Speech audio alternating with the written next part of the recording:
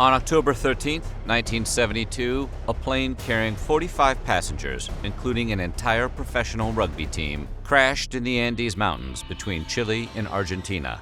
There was no way the survivors could have known it at the time, but their nightmare had only just begun.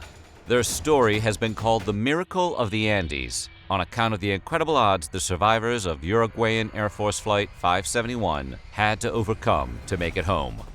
Today, we're going to take a look at the true story behind the movie Alive and the crash of Uruguayan Flight 571 in the Andes. But before we get started, be sure to subscribe to the Weird History channel and let us know in the comments below what other unbelievable survival stories you would like to hear about. Excuse me, everybody, this is your captain. Okay, brace yourself. We're going to the Andes. The rugby team aboard Flight 571 wasn't terribly alarmed when the pilot told them they were about to encounter some turbulence. They were en route to a match in Chile, and most had their minds on the coming game.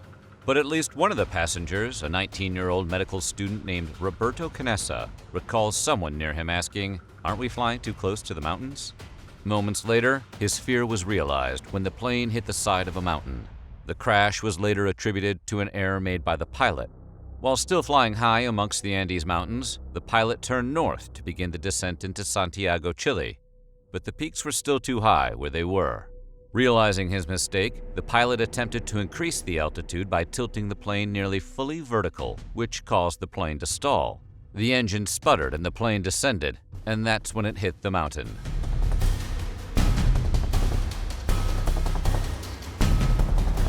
Dr. Roberto Canessa would eventually write the book, I Had to Survive, How a Plane Crash in the Andes Inspired My Calling to Save Lives, in which he would detail exactly how he felt after the plane hit the mountain. He reported that his body lurched forward upon impact and he immediately struck his head. His first thought was that his life was about to end. He held on tight to his seat and he began to pray. Someone nearby yelled, "Please God, help me, while another person shouted that he was blind. When Canessa looked over at the screaming passenger, he saw that the man's brain was literally spilling out of his head. When the plane finally came to a stop, all of the seats pushed forward toward the cockpit like a row of dominoes. The smell of jet fuel and the sounds of screaming filled the air.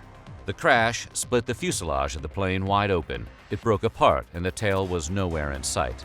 The rugby team, along with their friends and family who had been aboard the flight, found themselves stranded, surrounded by snow-capped mountains in the midst of a raging blizzard.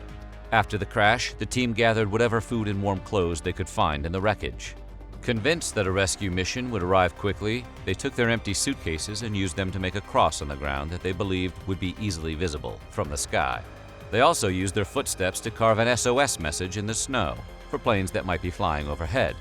On the second day, they heard both a jet and a smaller plane fly over them. Both times, the survivors became elated, feeling sure that a rescue was imminent. But day after day came and went with no sign of help. Flight 571 took off with 45 people aboard. 12 of those perished in the crash, and 5 more succumbed to their injuries within hours. Another person died 1 week later from injuries sustained in the crash. And on the 17th day, disaster struck again. A sudden avalanche swept over the crash site, where another 8 people met their demise. The survivors lacked food, which made starvation their #1 concern. However, they were also trapped at an altitude of 11,800 feet, which meant that their second biggest problem was the unrelenting freezing temperatures. To stay alive, the survivors of Flight 571 had to get clever. To get drinking water, they used a section of aluminum from one of the plane seats to melt the snow. They also needed to stay warm, so they disassembled all of the wool seat covers to form blankets. Walking around in the deep snow wasn't easy, so they figured out they could use seat bottoms as snowshoes. They used the fuselage as shelter, and to block the cold air from getting inside, they packed suitcases into the open spaces. Sunglasses were fabricated from plastic that was found in the pilot's cabin. Hammocks were constructed for people with broken legs, and sleeping bags were made from insulation pulled from the plane's kitchen. When it came to bodily functions, the survivors would urinate into rugby balls, because if they tried to do it outside in the snow, their urine would freeze. Roberto Canessa, just a young medical student at the time, used his nascent skills to nurse the injured. He drained fluids and stabilized fractured bones. He also assumed responsibility for moving the corpses, a job some couldn't bring themselves to do. In an interview with National Geographic, Dr. Canessa later reflected on the ingenuity of the survivors, saying that, "You get very smart when you are dying." It was 9 days after the crash that the food ran out. The land around the crash site had no vegetation, and there were no animals at that altitude either, so hunting or foraging was out of the question. With nothing to sustain them, it was only a few days before they were all feeling the symptoms of starvation. The survivors were aware that if they waited too long to eat, they would be too weak to survive. They were also aware that the bodies of the deceased passengers lay preserved in the packed snow, not too far from the fuselage. It didn't take long to realize what the only option really was.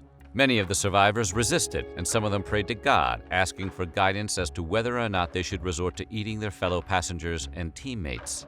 There was plenty of discussion among the team, but in the end, starvation led to action. As a medical student, Roberto Canessa knew that human tissue contains proteins and fat, like any other kind of meat. He knew that it would be sufficient for sustaining the starving survivors, and as the closest thing they had to a doctor, he felt confident about being the first to cut into one of the corpses. In his memoir, Canessa would later write about the mental barrier he encountered when he tried to eat his friend. For him, it was one thing to know at an intellectual level that you were hungry and needed food to live. But it was another thing entirely to know that the so-called food in one's hand is from the body of a loved one. The experience for the survivors was, needless to say, unbelievably stressful. Canessa used a shard of glass to slice into the first body, and each survivor took a piece, forcing themselves to consume it on the spot. Every survivor except one. Coche Inciarte initially refused to take part, as he could not stomach the idea. Eventually, though, even he gave in and ate to stay alive. Technically speaking, what the survivors did is not cannibalism per se. That term usually refers to the devious means in order to consume a person. What the survivors did is actually known as anthropophagy. Despite the pedantics, the survivors realized the severity of their actions and vowed to consider it a sacred act. Of the then 10 remains they had, they deemed 3 of them off-limits. Those were the bodies of Fernando Parrado's mother and sister and Javier Methal's nephew. All of the survivors had serious difficulties committing to the idea of eating another human being. To come to grips with the situation, Canessa and the others reasoned that if the situation was reversed, they would want their own bodies to be used for food. Canessa felt the act of eating another person connected the two physically and spiritually. With all in agreement, the survivors vowed that if they themselves perished, they would willingly donate themselves so the others could live. During the avalanche that hit on the 17th day, the frozen bodies that the team were living off of were all swept away. However, the avalanche also resulted in the loss of 8 additional passengers. The survivors once again faced an agonizing decision. Should they consume their friends, who only hours earlier had been living and breathing? After more discussion, Canessa and the others once again decided to do what they must to survive, and they fed off the newly lost passengers. Though they were stranded, the team wasn't totally cut off from the outside world. They used a transistor radio to hear about the search efforts being made to find them. But on October 23, 1972, they heard some gravely distressing news. After over 100 attempts to locate the crashed plane, the authorities were calling off the search. The survivors realized that if they were going to make it home, they would have to get help themselves. Soon afterwards, Canessa, Nando Parrado, and Antonio Tintin Vicentin set out on a hike to find rescue. They reached the top of the mountain, but once they got there, they realized they were still far from finding safety. Tintin was sent back to the plane so that Canessa and Parrado could better divide their meager food rations. At night, they endured sub-zero temperatures, but after 10 days of walking, they reached a spot that had grass and water, and they suddenly felt confident that they were going to survive. Canessa and Parrado hiked 10 days and 44 miles before they finally found someone who could help them. It was 70 days after the initial crash when they finally emerged back into civilization. The two then led authorities to the crash site, where the rest of the survivors were saved. Considering their severe malnutrition and the incredibly dangerous terrain they walked across, Canessa and Parrado's feat was nothing short of astonishing. On December 22, 1972, 2 helicopters were sent to find the survivors still living in the plane wreckage. 6 were immediately flown home, but 8 others had to wait until the next day due to poor weather conditions. The rescue made all the headlines, but reactions quickly shifted from joyous amazement to shock and disgust when word got out about what the team had to do to survive. It wasn't until the survivors were able to express their own hesitations about their actions and describe the spiritual battle that ensued over the decision that the public was swayed to support them. Especially troubling was that the church took issue with the survivors' actions. However, once they explained that they had treated the consumption of their friends as an act of communion, the church absolved them of their sins. After the rescue, Canessa set out to meet the parents of all those who had perished. He took them the letters the dead had written before they passed away. He felt strongly about telling the survivors' side of the story and making sure the circumstances of their plight were well understood. Canessa knew how taboo what they had done was, and he believed no one would be more outraged than those of the families of the deceased. But in the end, he found he was met with understanding and forgiveness from the families of the victims. They all seemed to understand living was more important than anything else.